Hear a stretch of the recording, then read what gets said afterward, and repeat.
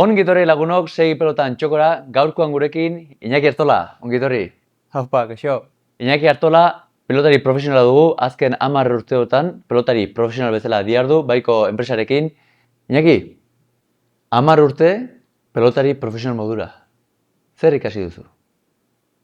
Bueno, pentsatzet gauz batzuk ikasiko genitula, eta zer zaila zait esaten gauz asko, segurona 10 urten azkenen esperientzia asko eta denbora dezente dalako, baina hola lehena burura datorkitena da, ze zortea daukeun pelotari izatekin, esango nuke geroz eta kontzienteago naizela horrena, eta hori behintzat, bai, hori bizitzeko gogoa, eta bai, zortedun sensazio hori eskuratu dut denboaki. Pelotari eta zortedun diozu. Zergatik? Bizimodu politxe dalako, egi esan ere umetatik eukideten ametsa izan da, eta, bueno, ume hori atzea gehatu zen, baina ematen dit alako betetasun bat, ezta, amets hori bete dela pentsatzeak, eta hori baino gehiago, egunerokoan asko betetzen hauen bizimodu bat dalako, pelotak nahi asko eskaini diten, lagun asko ikasteko eremu oso interesgarri bat izan da netzako, bisitatu diteu, zeuni bezala xeak izu, Euskal Herriko txoko asko, jende desberdin asko, Espainiko txoko asko ere bai, eta bueno, ikasteko mundu interesgarri iruditzen zait, bai. Ikasketaz, hitz egin duzu, txikitako ametsa ere bai. Zer esango zenioke amesten ari den pelotari edo kirolari gazte horri? 16, 17 urte, ametsak. Zer esango zenioke profesionala izan nahi duen kirolari gazte bati? Ez da, geni egisa pelota eskolako monitorea edo naiz, eta askotan pentsatzen detena da, gerora begira ez ditezela egon, ez da, baloratu dezatela eta gozatu dezatela, oaingo txapelketa bakoitza, oain bizitzen nahi dien partidu bakoitza, baina ohartzen naiz baita ere, adin hortan, gerorako ametsak eukitzea, eta ekidin ezin dala, ez da, nik baneuzkan, eta beak bauzkea, eta bueno, alde hortatik, behin norbaiti entzun nion, zerbait lortzekotan, lortu baino gehiago hobetzekotan eremu baten, obsesio puntu bat ere behar dala, eta nik adin hortan hoi eukinun, eta ez da txartzat ikusten gaina, zeren gozamenetik egiten nun gauz bazan, berez ateatze zitzaitena, baina bueno, aldi berean ustet, bizitzako beste alor batzuk lantzeari eta ere ez diotela utzi izan, bai lagun arteko gauzek, bai izan parrandak, izan bestelako planak, izan ikasketei jarraitzea, eta bueno, pixkat, oreka hori lortzen saiatzeko gomendatuko nieke, bai. Gaztetako ametsaz hitz egin duzu, zeintzen Iñakiren ametsa, 16-17 urterekin? Esango nuke, alde hortatik, gaina interesgarri litzek ez, zurea haitxuko nuke zure esperientziez, nik uste inguruan ez geneukenez, kirolari profesionala izan zen inor, igual gertukonak izan zen jezkeen, saralegi bat, olaetxea bat, baina ez geneuken tratu zuzenik horiekin, eta nik ez dut euki familin mundu hortan ibilidan inor, eta ordun nahiko berandu arte, ez gendun aukera posible bezala ikusten, ez neonek eta ez etxen profesionalizatea, alako amitsi bat, uste, amitsi bat bai zala, baina oso amets urrutiko bat, eta 16-17 bat urte arte, hor ikusi gendunen, nahiko ondo moldatze ginela, eta pixkat enpresak ere gerturatu zitzaizkigunen, eta horra sinintzelaia ikusten, honi lehentasun pixkat eman behar nioke, eta eukenun garai bat gaina ikasketak aukeratzekoa, eta baneuken nahi bat baitera igual kanpoa juteko, eta baino, ikusi nun, oain arte pelotan atxuna izan da, nire bizitzako ardatza eta orain garai iritsi danen aukera hortatik bizitzea lortzeko, oain garrantzi eman behar diot horri, ezta? Eta ja helburu bezala ikusten ere hasi nintzen, eta ez amets bezala bakarrik, baina nahiko behandu etorri zen, eta gaina egia esan poste naiz horretaz. Ordu arte, enulako ez bate presiorik sentitu, ezer lortzeko pelota mundun, eta oso etapak erretzen joan ginelako oso banan-banan, eta beti helburu txikiekin, beti zeon txapelketa bat, herrerakoa, egiakoa, prepatu nahi nuna eta uexe irabazteko ilusio txoa, baina bueno, ondo moldatzen nintzen, baina baneuzkan beti norbait ni baino hobeto ere moldatze zana, eta oso libre eta oso natural bizi izan nula esango nuke ordu arte. Esan duzu, gozamen batetik, disfrutetik pelotan aritzea, 16-17 urte arte, hor badago klik txiki bat, enpresak, nik uste hau, bueno, ondo zabiltzara, eta hor esan duzu ja, ostra, ja ametsa, visualizatzen hasi nintzen, edo helburua ez dela ikusten, ja, profesionetara salto egiten badut. Zer izan zen Iñakiri prozesu horretan, klik horretatik eman ziona sinistea benetan, ostra, profesional izan naiteke. Hasi ginen, goatzen naiz, ni 16 bat urtekin hasi nintzela, orduan hasegartzekin entrenatzen, eta nire inguruko batzuk pixka zaharrago zienak debutatzen da ere bai, eta orduan hasi nintzen ikusten, ez da, bueno, oik bideoin badue, nik ere akaso bai, eta mailaz ere ikusten nuen, egon nintzekela hor azkenen, sentitu iteun horbeak, ez da, maila baukezun o ez daukezun, eta hasi nintzen sentitzen, baietz, eukin ezakela maila horreoteko, eta horretxek, zen nuke. Non dago gakoa, Iñaki zergatik bilakatu zen pelotari profesional? Bide, esango nuke, profesional bilakatu nintzela, asko pentsatu gabe, eta ni beti eukide sensazioa, esfortzu handirik gabe. Berez, ez dakit, entrenatzeari inoiz zenion utzi, gustoz egiten nuen gauz bat zalako, baina ordura arte, sekula ez planifikazio batekin edo helburu handirik gabe esango nuke, eta martxa hortan, berez gorputzak dauken bilakaera hortan, hobetzen, iritsi nintzen arte, afizionatutan maila oso on bat eukitzea, eta orduan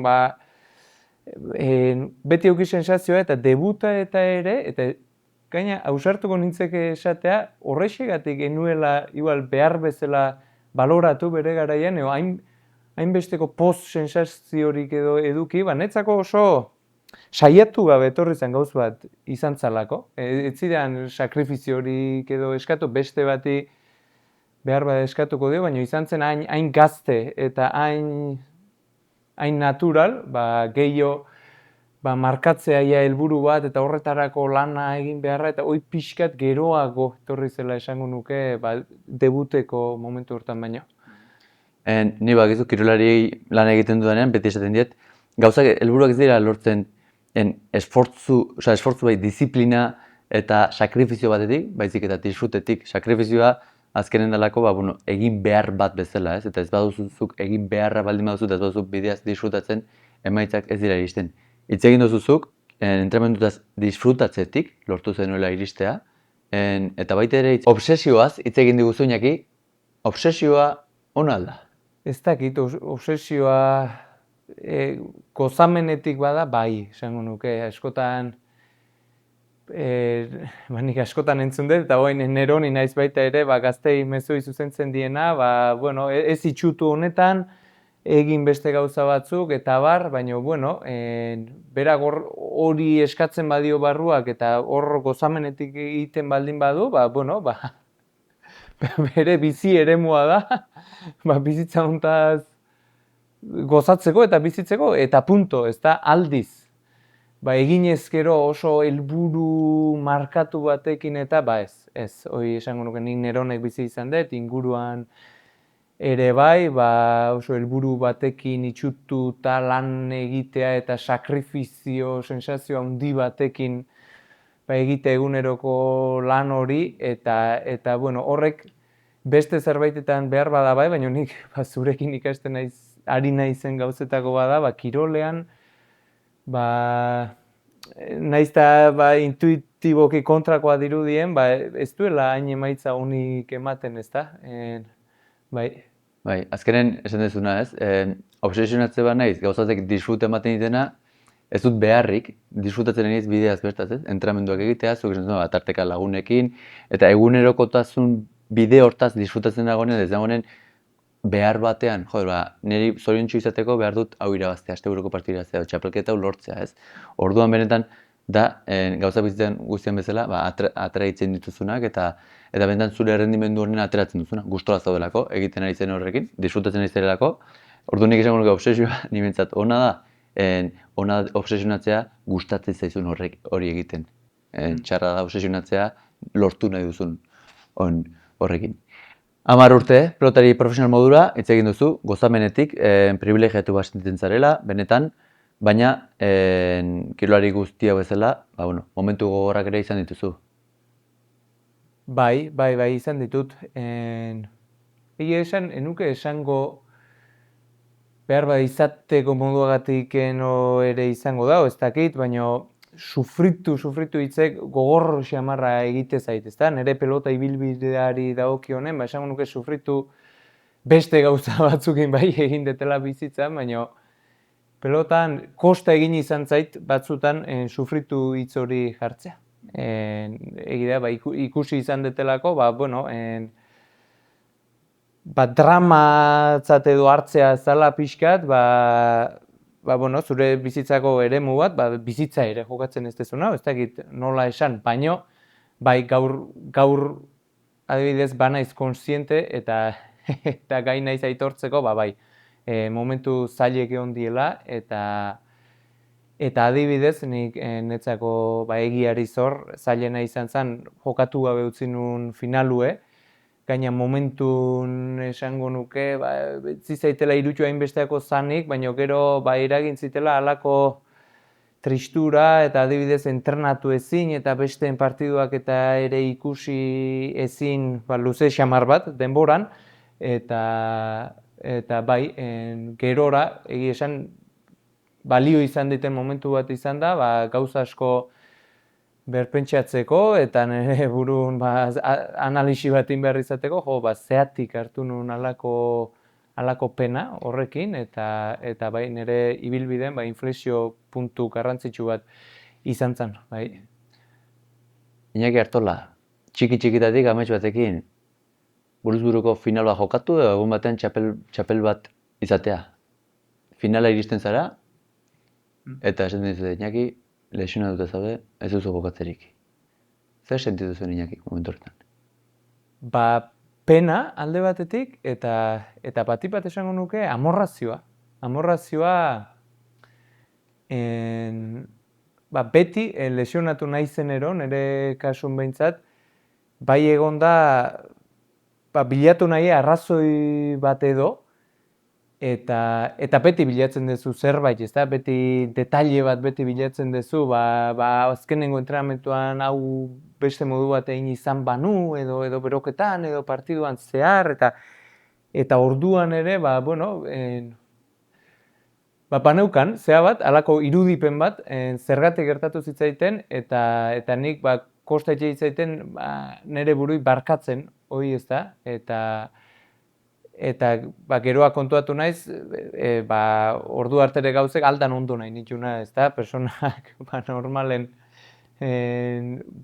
dakienetik aldan ondona itxen ditu gauzek, eta nik ere ordun ustez hala eginda neuzkan, eta gerora barkatu dio nire burui, ezta, baina nire minik handina oizan, autoexigentzia hori edo kulpa sensazio hori edo bai. Autoexigentzia, kulpa, presioa, lantzen ditugun gauza aspektu asko, barkatzea ere aipatu duzu, Iñaki Artola, balduzu da murik? Ez dakit, bi geruza edo dauzka erantzunak, ezta? Eta jendeak dionean ez dala ezertaz damutzen bizitzan, nik ez dut konpartitzen nik gauza askotaz damutzen naiz eta lotxatzen naiz eta bai, bauzke gauzak beste modu bat egingo nituzkeenak, gaur aukera banu, adibidez esan dizkizuten bezalako detaileek, ezta? Pelotari dagokionean, entrenatzeko modutan edo gauzak hartzeko modutan eta, gaur ikustet, beste era bat egingo nituzkela, hori bai damu txar bat da, ez.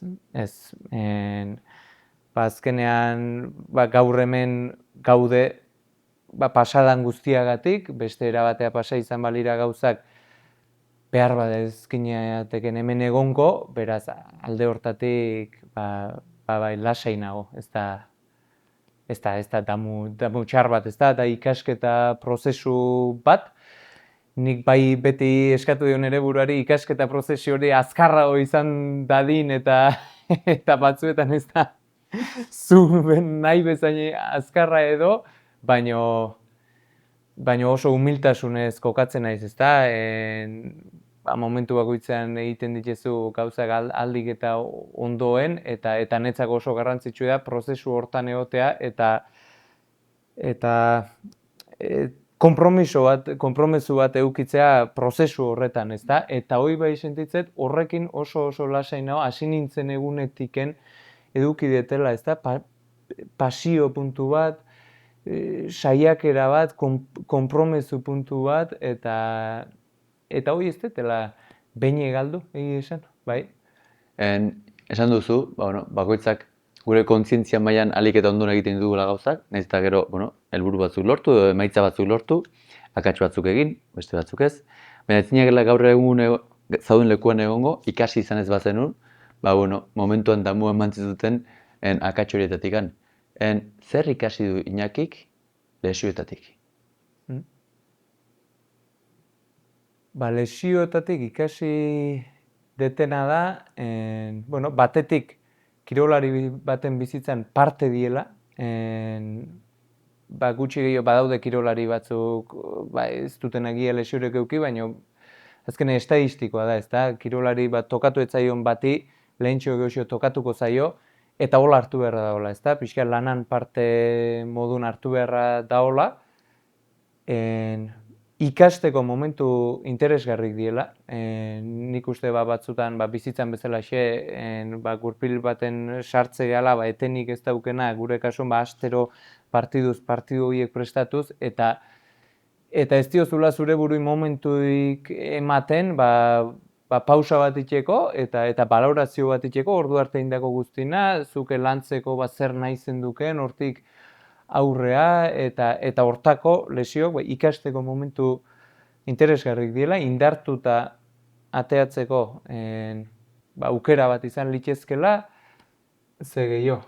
Zer esango zinok Iñaki, guri behi daduna, igual lesionatu berri bati, oantxe lesionatu dena, eta espektatibak zituna, ez? Denboraldi honetan, ea zenbat partidu jogatzen duten, zenbat gol sartzen duten, edo karrera hori irabazten duten, nolako esea. Egin du denboraldia, hasi denboraldia, eta lesio dator. Zein da kirolariek eduki behar duen mentalitatea, edo zure esperientziatik zer gomendio emango zenioke?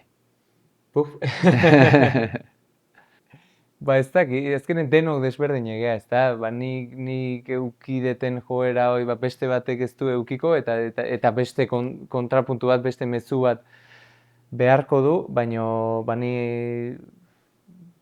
adibidez jartze naiz irudikatzen, nire 20 urteko Iñaki hura lesionatuta, gaurko ikuspegitik ze esango nioken, lasai hartzeko batetik, ze azkenen kirolari bezala nik guatzen ez sentitu izan detela beldurre, gero lesio horrekin galdu ingo dezula zerbait, eta posible da, azkenen zuk belauneko lesioa baldin baukezu, itzulitakon, belaun horrek ez badu lehen bezala funtzionatzen, aldana, ez da, realidade bat da. Baino, nik izan dituten lesio motetan eta behintzat, berezko gaitasun hori eta oso zurekin daramazula, urtetan irabazi dezuna dela txikitatik datorkizuna, eta hori ez dela galduko, eta gainea mejoratzeko aukera bat izan litekeela. Azkenen lesionatuta zaudenen entrenatzeko modu, aldatzen dizu, buruz ere igual gogorrago bihurtu zintezkela, eta aprobetxatzeko hortako momentu hori lantzen saiatzeko bestela landuko ez lituzken gauz batzuk, eta gero denbo azkar pasatzea. Momentun badirudi, urte erdi bateko lesioa ikeragarri dela, baina gero azkar pasatzeala, eta hoxe, oain, bote pronto. Vale. Lesioa, aipatu duzu, ikasketa aukera bezala. Zer egiten du kirolaria lesionatzen denean biktima egoera hortatik atera, eta esetera, ostras, hemendik asko ikasi dezaket, deno dakigu. Lesionatzen garen lehenengo hartatzeko pentsamendua, eta zergatik neri, eta zergatik momentu honetan, eta oain eta ze pentsatuko dute ez banaiz jartzen, eta titularia da galduko dut, biktima egoera horretan, ez? Lesioa gertatuta dago, eta denbora badoa, eta ni burruka horretan sufritzen, eta nire buruari, harrika, ez? Zer da momentu hori klik egiten duena kirolari horri biktima horretik atera, eta esateko, ostras, hau ja pasata dago. Hazen aurrera begiratzea, zer ikasten dut hemendikan. Zertara erabili dezaket gertatu dena du nire alde eta ez nire kontra. Ia izdakina, eta nahi galdetzea, nik beharko nike galdera hiri, eta hik erantzu, baina nire esperientzitik, biktima paperoi hartzeko arriskue hor dago, eta horrek ez da komeni, batetik ez talako errealitatea askotan, lesio baten atzen baita ere beti lesiok eta lesio daude, baina nire kasuan eukide joera bestaldekoa, ezta?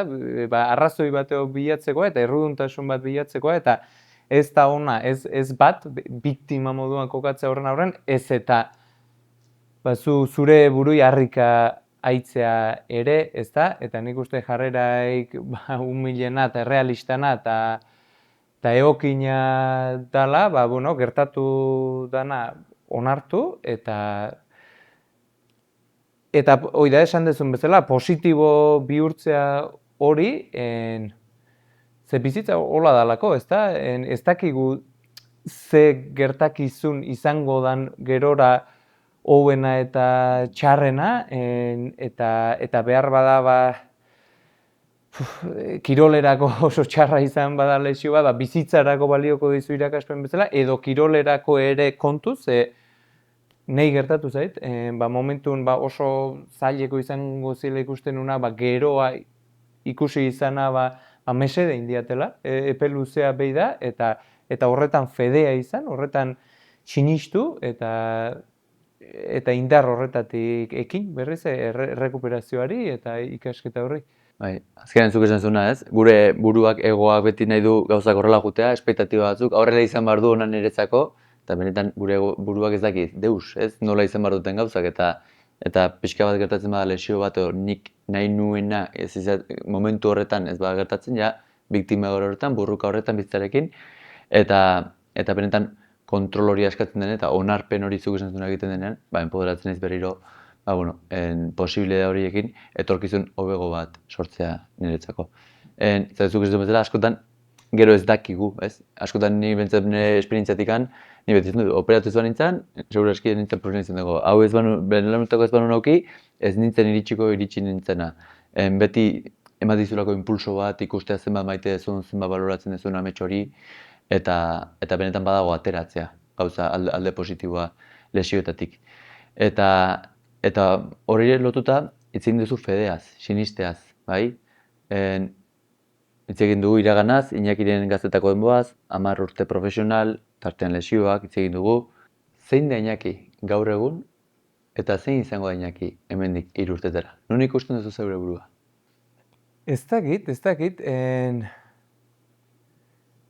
eta egisa esperientziak erakutsi dit, badaki dela uste izan da ere ez dela beteko bera, ez dula merezi gehiegi pentsatzea hortan, esan bat dala 3 bat urte, hori zuk bakizu, eukin un momentu bat, ezta, igual nire burue pelotan ez ikustea eta dena iritsi nintzena, eta gaur da egune, 3 urte pasa diena, eta berriz buru belarri gogo handikin sentitzen naizena, inoiz baino eskertugo, eta hemendik 3 urtea, ez dakit, nune ongo naizen. Pentsatzet pelotarako gogoa, egunen baten ere, seguro neronek ikusiko detela agortuta, ez da, nire ibilbideak gogoz, mailaz, bueno, espero dut 3 urte baino aurreako izatea, eta, bueno, bate daki, ez dakit. Duela 3 urte Iñaki, frustrazio egoerak, ez zenuela disfrutatzen, askotan zure burua pelotatik kanpora ere ikusten zenuela. Zer aldatu zen Iñakirengan gaur egun hemen egoteko? Ez dakit, galdera sakunak itizkiak eta ez dakit, nik hoi petxatzek lan guztietan bezala, kirolari guztik, sentituko gendula noiz baite momentu zailoitan, mezi aldu, ez da, hemen seitzea, baino, hor ikusi beharrekoa izango da, zeur asko, hoi sentimentoi datorren, zailtasun bati aurre egiteko ezin hortatik eta beldur hortatik, edo tan ja sensazio sakonago bat erakusten duna, agortu dela zure bidea, ez da. Eta nik bai deskurritu nuen, gehiago zala ezin hortatik edo frustrazio batzutatik eta sentitutako sentimentu bat, berez, nahi nula izaten segi pelotari, eta lehen esan duguna lesio batek erakusten duen beste gauzetako bada, geho itzultze zeanen gehiago baloratzea, hoi bai. Egon zeanen hortik kanpo, eta gero itzulitakon kontzientzi maila handigo batekin itzultze zea, ez da, ze suerte izen eukitzen hoi bizitzekin, eta bueno, orduan, geho baita ere nik uste, batzutan astotik eroitzeko, batzuk kaskagorra geanak, astotik eroitzen kosta itxezaigu, eta orduan bai egon nintzen lesion bat eukin nun, hoi bakarrik ez, txapelketatik kanpo gehature bai, gauza asko pilatu ziren, eta horrek laundu ziten ikusten, zertako hainitzen pelotan, eta ez zala hainbeste emaitza batzuk lortzeko eta abar, baizik eta gustoko jardun bat zalako, niretzako, eta hor neoni sentitzen ditzelako. Astotik erortzei esan duk, Iñaki, zergatik kostatzen zaigu hainbeste pertsonoi, oroar, gizarte honetan, eta batez ere kirolari profesionalei, zergatikan behar du kirolari profesionalak lurra ikutu benetan frakasatu aldaketa bat emateko. Zergatik ez da lehenago geisten astotik izatea. Ostras, emaitzak ez banaiz lortzen ari, ez banaiz bideaz lehen bezala disfrutatzen ari, leheno disfrutatzen nuen, orain frustratuta nabil, ez du gozatzen. Zergatik kostatzen zaio hainbeste? Ez dakit. Zergatik kostatzen zaio kirolari profesional bati hainbeste laguntza eskatzen?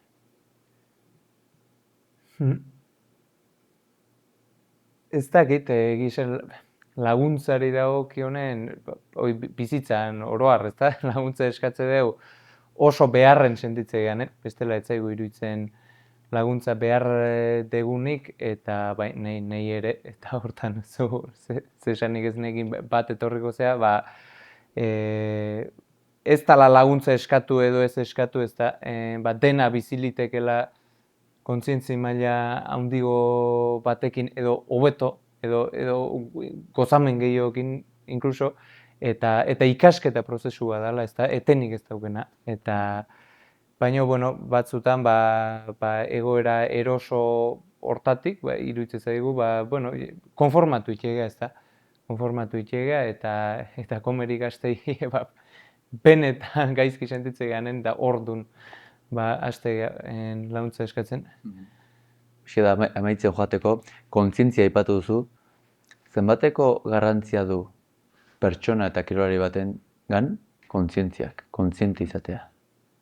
Kontziente izatea, pitzatzet alderdi mentalangatik eta iko zehala, Eta nik lehen askotan, lehen nola da, esaldi famatu futbola gogo egoera badala edo entrenatzaile batek esan zuen, eta holako gauzek, euneko ez dakizen bat burue dala, eta enun oso bat iken idea horrekin, baina egi da eunekotan nuke jarri nahi, baina denboak eakutxitela oso alderdi garrantzitsu badala, eta zukein lanen hasi nintzenen, eta egizu goatzitzean, baina,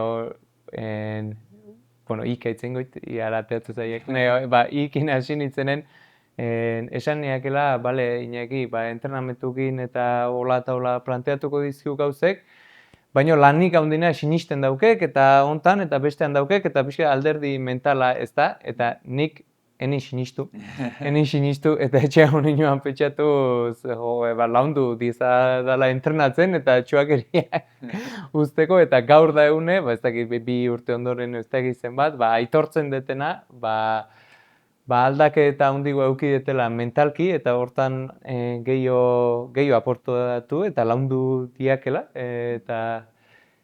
eta bai, irikizaiak mundu bat gaina baita ere, eta hoi erradek, ikustetena, oaindik nire pauso handik eman litzezkela, eta hasi besteik ezkeala eta esperantza garri edek, eta erradek, bai. Zergatik gizartean, eta kirolari bezala gau, hainbesteko erretxazoa, oaindikan geotar normalizatu gozu, baina arlo mentala, porque denok esate berrez, zen nutrizionistak inabilen, zen preparo fisikokin, baina zego hainbeste kostatzaiko esatea ze coachekin nebilen, o ze mentorekin, eta gaina, nire esperientzatik edo, nire profesional nintzanen, hoik ez dek deus balio. Hoik dituk, hoik hemen balio ikenaek emaitzak eta entrenamentu gorrak eta hone baliodik. Zergatik? Etzekiet, gizarten etzekizeatik izangoan, ne honei,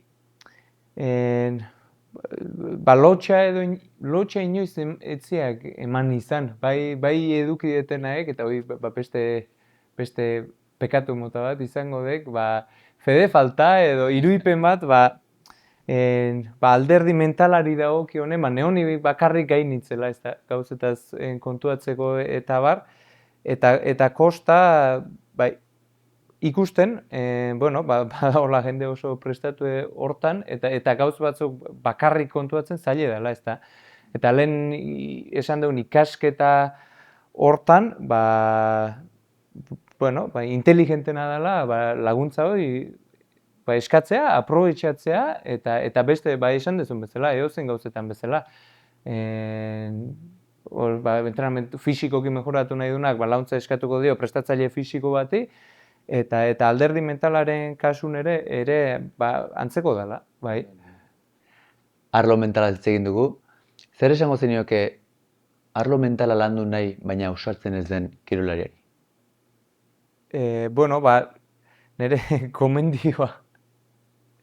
Enauk egi esan persona bat gomendioak ematera asko ausartzen dana, nik itzein ezak nahiak nire esperientzitik, eta bai esango nikek, lehen esan da gaina zeatik jende kostatze zaigun hainbeste, ez da, izango dugu baita ere, hasieran ezpadek lur jotzen, beti daukekelako ze galdu bat, eta aldakete irikite egotea bizitzan zaila dalako, ez da, nahi bintza zaila inizan zaiak, eta hik ere ire barrue lantzen hastea eta gertuatzea persona berri batena eta bar, erreixa ez dala, baina behin hasierako izotz hori hausita gero, bai zabaltzen dela mundu oso bat, oso interesantea, eta bai kirolari bezala hobetzeko eta persona bezala hobetzeko ere bai, eta lotuta dihoaztelako gaina. Askotan ez tegoela ikusten, baina lotuta dihoaztelako, aukera bat irikitzeala, nire esperientzia balio badio izan dek. Arki Iñaki, nire partetik hausi izan da dena, eskerrik asko, honetortetik, oin amaitzeko eskertuko it, firmatzen badiak, segi pelotan txokorako pelota bat. Arki. Metxe jungo gea pilatzen pixkanega, iraitzek aurreko hasten filmatu zigun, datorren hasten da izango du norbait, así que oso ondo, hau mentxe utziko dugu, eta eskerrik asko. Ez asko. Eskerrik asko.